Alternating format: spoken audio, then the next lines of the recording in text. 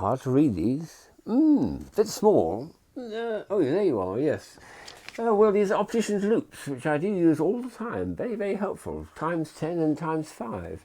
And it's almost everyday use for these, but it set me thinking what other magnifiers are there which perhaps I don't use so much, but are interesting and show interesting properties. And here are some of them. The first one, for instance, the first one I got, I think, quite a few years ago, it's a very clever idea. It's got a lovely sort of yin-yang type design here.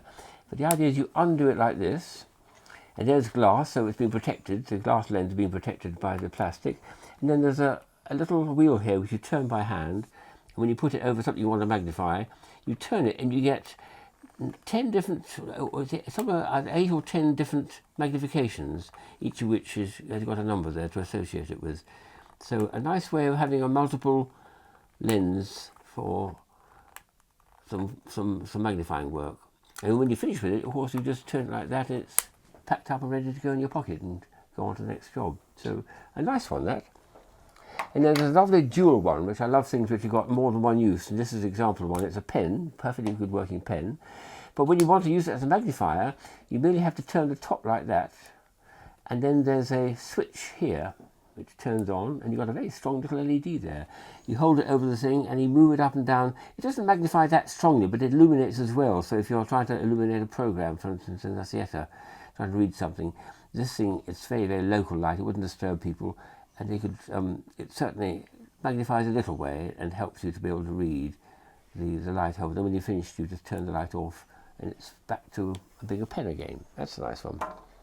And this is another illuminated one. It's just a little frame like this with a little switch, and when you push the switch down, it illuminates.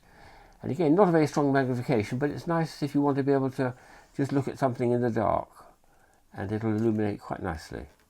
With the light off, it's not so strong, but with the light on it, it magnifies from the side very nicely indeed. I like that one. Interesting one. And there's a superb one here, which a company in America was showing me.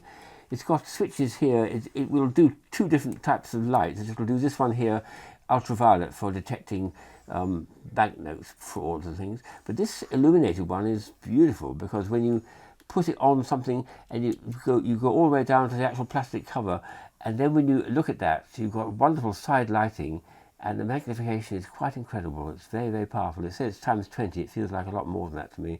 And it's very, very, very fine optics too. Works superbly. What a lovely piece of craftsmanship that is, and very nice to have.